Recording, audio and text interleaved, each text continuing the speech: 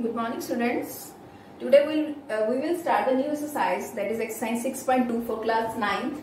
Okay. अब ये geometry है, बहुत सारे बच्चे ज्योमेट्री उनको डिफिकल्ट लगती है.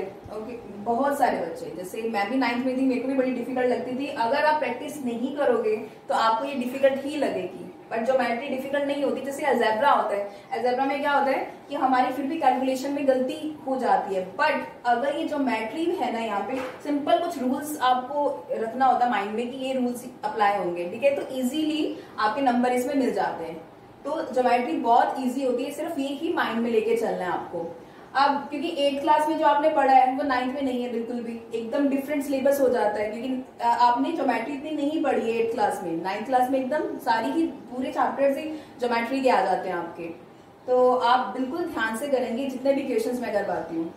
सी that first question of exercise 6.2. अभी आपको दिया हुआ है, this is the first question. Find the value of x and y. अब ये x है और ये जो y है, इसकी वैल्यू निकालनी है आपको. And then show that AB is parallel to CD. अच्छा, ये वाले x की ना और ये वाले y की वैल्यू निकालनी है, और आपको उसके बाद ये बताना है कि AB और CD पैरेलल है. अच्छा, जब इंट्रोडक्शन हमने करी थी, जब मैंने आपको इंट्रोडक्शन करवाई थी, तो मैंने क्या बोला था कि अगर सपोज दैट ये Z शेप बन रही है, ओके, जब ये दोनों एंगल्स इक्वल हैं, मैंने आपको इंट्रोडक्शन में तो पैरेलल लाइन लेके ट्रांसवर्सल लाइन कट कर रही थी, तो मैंने आपको सारे एंगल्स के बारे में बताया था, कॉरेस्पॉन्डिंग एंगल्स के बारे में, को इंटीरियर एंगल्स के बारे में. तो फिर मैंने ये बोला था कि अगर ये वाला एंगल और ये वाला एंगल इक्वल है तो इसका मतलब क्या है, लाइन क्या है, पैरेलल है. आपको मैंने ये चीज बताई थी.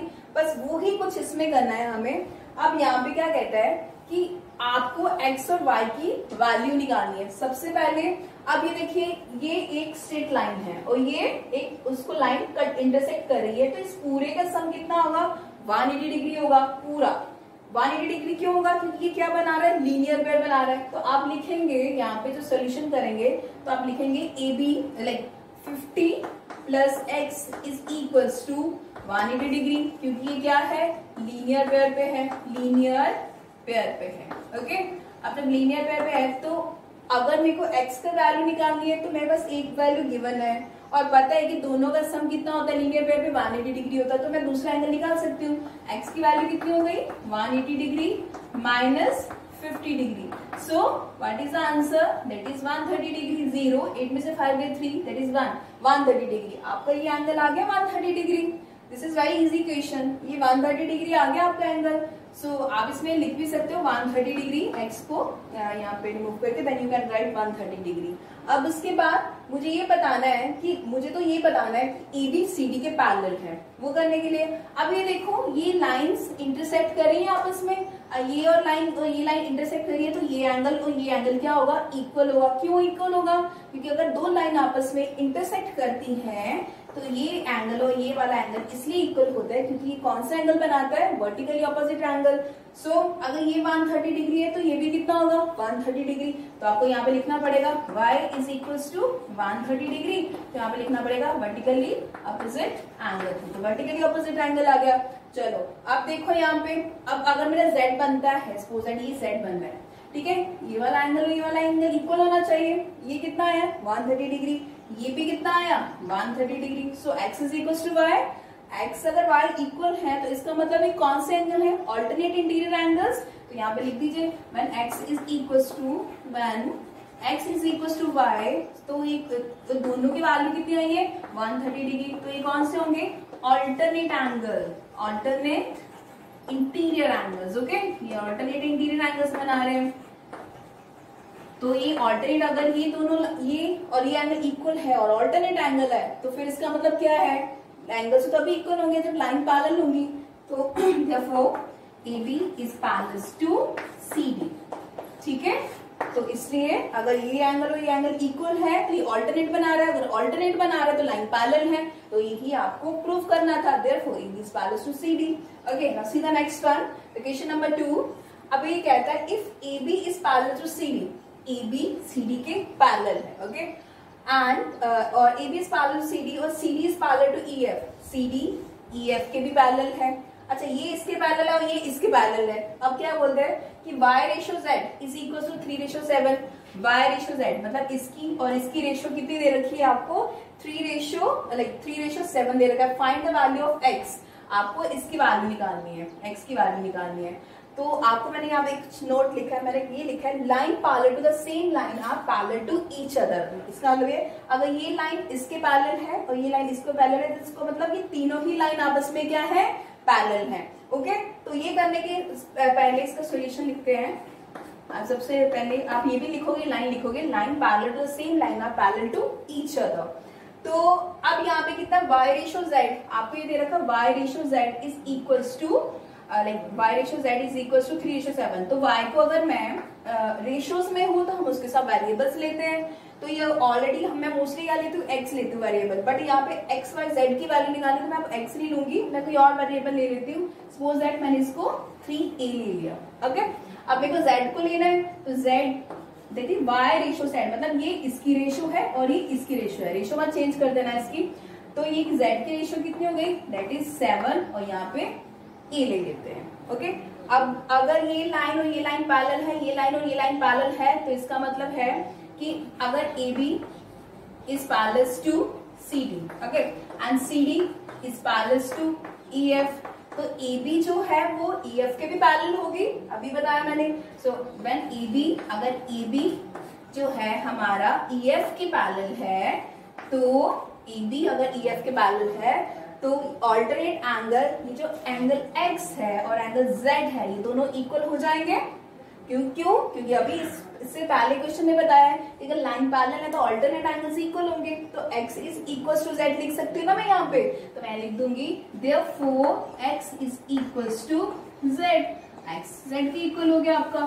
ठीक है, अब यहाँ पे इसका मतलब x, अगर z की जगह मैं x की वैल्यू पुट कर सकती हूँ। तो अगर मैं इसकी बात करूं, अभी देखो ये लाइन और ये लाइन जब पैरेलल है तो ये दोनों को इंटीरियर एंगल बना रहे सेम साइड ऑफ ट्रांसवर्सल के, को इंटीरियर एंगल। ये दो पैरेलल लाइंस है, ये लाइन इसको कट करिए, इसको बोलते हैं ट्रांसवर्सल लाइन, इंट्रोडक्शन में बताया। तो therefore when AB is parallel to CD, अगर AB और CD पैरेलल है तो x plus y is equals to 180 degree. क्यों है 180 डिग्री? को इंटीरियर एंगल बना रहे हैं, तो इसको बोलेंगे को interior angle, it is co interior angle on same side of transversal, on same side of transversal, side of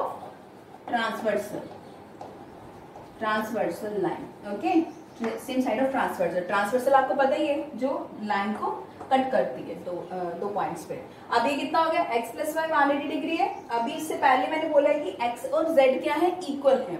तो अगर मैं z की जगह x पुट कर सकती हूँ या x की जगह z पुट कर सकती हूँ, तो x की जगह मैं क्या पुट कर रही हूँ, z। So this is z plus Y. क्यों पुट कर रही हूँ? क्योंकि मेरे पास z और y की रेशियो दे रखी है, मेरे पास x की रेशियो नहीं दे रखी है, और मुझे वैल्यू किसकी निकालनी है, मुझे वैल्यू x की निकालनी है।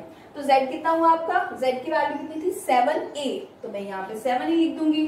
और आपके पास y की वैल्यू कितनी है, 3a, यहाँ पे 3a लिख देंगे, इज इक्वल्स टू 180 डिग्री। अब ये कितना हो गया, 7 प्लस 3 दैट इज 10, तो आप लिख दीजिए यहाँ पे 10a is equals to 180 degree. अब 10a 180 डिग्री आ गया आपका, तो a की वैल्यू निकालनी है, तो a कितना हुआ आपका 180 बाय 10, सो ये कितना हो गया आपका 18 डिग्री। a की वैल्यू कितनी आई, 18 डिग्री आ गई। जब आपकी a की वैल्यू आ गई यहाँ पे, तो अब आप इजीली x y z की तीनों की वैल्यूज निकाल सकते हो। जो ही x की वैल्यू होगी वो ही क्या होगी, z की वैल्यू होगी। चलिए यहाँ पे आपको निकाल के बताते हैं कि जब हमें ये वैल्यू निकालनी है तो x, ये कितना, z कितना दे रखा था आपको, that is x is equal to z, z की वैल्यू थी 7a, सो दिस इज 7 और a कितना हो गया आपका 18 हो गया। ठीक है, तो ये कितना हो गया 56, दैट इज 126। ये कितना हो गया 18 7 126 डिग्री। तो x भी कितना हो गया आपका 126 होगा ना, so x is equal to z is equal to 126 degree हो गया। ओके, 126 डिग्री हो गया इसका। और अगर आपको y की वैल्यू पूछी हो तो आप y की भी वैल्यू निकाल सकते हो। तो सिर्फ y is equal to 3a, तो ये कितना हो गया 3 इंटू 18, तो ये कितना हो गया 54 डिग्री, तो ये 54 डिग्री हो गया आपका। ठीक है, इस टाइप से आपने क्वेश्चन निकाले। Now see the next question. अब ये वाला क्वेश्चन देखिए, question number 4। Okay, if P Q is parallel to S T, उसने ये कहा है कि अगर ये और ये दोनों आपस में पैरेलल हैं तो angle P Q R is equal to 110। P Q R means ये वाला एंगल। एक और बात है, एंगल किसकी बात करता है? जो मिडल में होता है। यहाँ पे मिडल में क्या है? क्यू है, तो इसका मतलब ये पी क्यू आर मतलब ये क्यू की बात कर रहा है। अगर मिडल में आर होता तो आर की बात कर रहा होता, अगर पी होता तो पी की बात कर रहा होता है। ओके, तो यहाँ पे P Q R means Q angle is on 180 degree, मतलब is 180 degree, that is 110 degree, sorry. Okay, तो उसने बोला R S T angle R S T मतलब किसकी बात हो रही है? ये जो मिडल में है, मिडल में कौन है? एस, तो इसी एस की बात कर रहे हैं। तो ये कितना है? 130, तो 130 यहाँ पे लिख दिया। अब उसने क्या है? Find Q R S means आपको क्यू आर एस मतलब ये वाला जो एंगल है इसकी वैल्यू निकालनी है। अच्छा, आपकी बुक में ना हिंट दे रखा आपको, मैंने ऐसे यहाँ पे हिंट लिखा है, बट मैं आपको इसके भी 2 तरीके करवाऊंगी। अगर आपको यहाँ पे ऐसा तो होगा नहीं कि पेपर में हिंट दिया होगा आपको, ठीक है, ये तो सिर्फ बुक में दिया हुआ है, तो मैं आपको 2 तरीके करवाऊंगी, जैसे आपको सही लगे आप वैसे कर सकते हैं। हिंट में ये है, draw a line parallel to S T through point R, ठीक है, कि मतलब इसके एक लाइन पैरेलल ड्रॉ करिए, लाइक इसको एस टी के पैरेलल एक लाइन ड्रॉ करिए। तो मान लीजिए उस लाइन का नाम मैंने एक्स वाई दे दिया, ठीक है। तो जब मैंने इसका नाम एक्स और वाई दे दिया तो यहाँ पे कितना हुआ है? तो ये जो एस टी के पैरेलल कौन सी लाइन हो गई आपकी? X Y. तो आपको आप यहाँ पे लिख सकते हो कि X Y is parallel to S T through point R. ये आर के थ्रू गया ना, ये पॉइंट के आर, दैट इज आर के थ्रू। अब आपको पता है कि जब भी 2 लाइन पैरेलल होती हैं, या तो कोरेस्पॉन्डिंग एंगल बना रहे होंगे, या को इंटीरियर बना रहे होंगे, या ऑल्टरनेट एंगल्स बना रहे होंगे, ये सारा आपको पता है। अब देखिए, जब ये लाइन और ये लाइन पैरेलल है, ओके, तो अब ये देखिए ये वाला एंगल जो भी होगा, ये वाला एंगल की बात करती हूँ मैं, तो ये वाला एंगल और ये वाला एंगल, तो ये दोनों 180 डिग्री का एंगल बनाएंगे। देखो ये इसके पैरेलल थी, अगर ये इसके पैरेलल है तो ये भी इसके पैरेलल होगी आपके, ठीक है। तो आप यहाँ पे ऐसे भी लिख सकते हो कि पी क्यू जो है वो भी एक्स वाई के पैरेलल है। तो अगर ये वाला एंगल और ये वाला एंगल का सम कितना होगा? 180 डिग्री। क्यों होगा? क्योंकि ये पैरेलल है लाइन और ये ट्रांसवर्सल लाइन है। तो ट्रांसवर्सल लाइन है तो हमेशा कौन सा एंगल बनाती है? 180 degree, that is co interior angle. तो यहाँ पे लिख दीजिए angle P Q R, that is angle P Q R plus Q R X plus angle Q R X, इसको लिख दीजिए that is equals to 180 degree. और यहाँ पे क्या बताएंगे? Co interior angle, that is co interior angles. Okay, ये co interior angle बना रहे हैं। अब यहाँ पे पी क्यू आर कितना दे रखा है आपको? 110 दे रखा है, और ये क्यू आर एक्स आपको नहीं पता, तो ये 180 डिग्री है, तो क्यू आर एक्स निकालना है आपको। अगर Q R X is equal to 180 degree minus 110 which is equal to 70 degree, तो ये कितना आया आपका? क्यू आर एक्स कितना आ गया? दैट इज 70 डिग्री, मतलब ये वाला एंगल आपका 70 डिग्री आ गया है। वैसे ही जब ये लाइन और ये लाइन पैरेलल है, S T is parallel to X Y, तो अब ये जो पैरेलल थी आपके, तो ये वाला एंगल और ये वाला एंगल का सम 180 डिग्री होगा, co interior angle on the same side of transversal. तो यहाँ पे लिख दीजिए यहाँ पे angle T X R, that is T X R, या आप यहाँ पे ये भी लिख सकते हैं, अगर उसने एंगल कौन सा दिया? आर एस टी लिख दो, या टी एस आर, तो सेम ही है, जो एस एंगल वो मिडिल में ही आ रहा है। यहाँ पे लिख दीजिए R S T plus S R Y is equal to 180 degree. इसका भी क्या रीजन है? Co interior angles, it is co interior angles. अब ये तो आपको गिवन है, ये कितना दे रखा है? 130, यहाँ पे 130 पुट कर दीजिए, और यहाँ पे angle S R Y is equal to 180 आ गया। तो मुझे एस आर वाई की वैल्यू निकालनी है, तो वो कितना हो गया? 180 minus 130, so S R Y, angle S R Y, angle लगाना जरूरी है, okay. So angle S R Y is equals to 50 degree आ गया आपका। तो यहाँ पे एंगल कितना आया आपका? 50 डिग्री हो गया, ओके।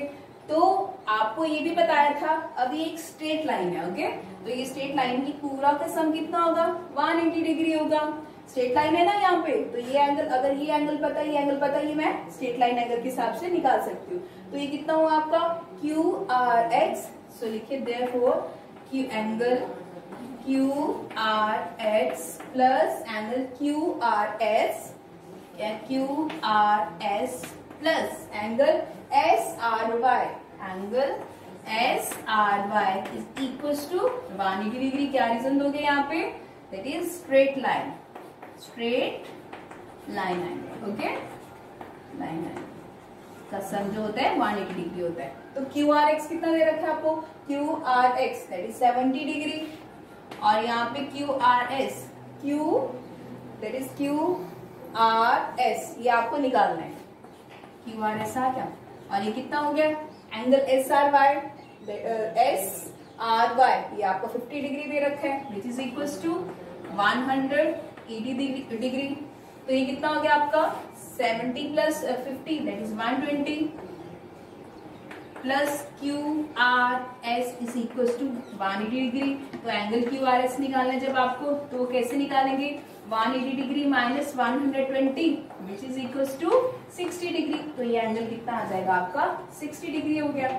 ओके, अब ये तो एक तरीका था जो हिंट के थ्रू मैंने करके बताया।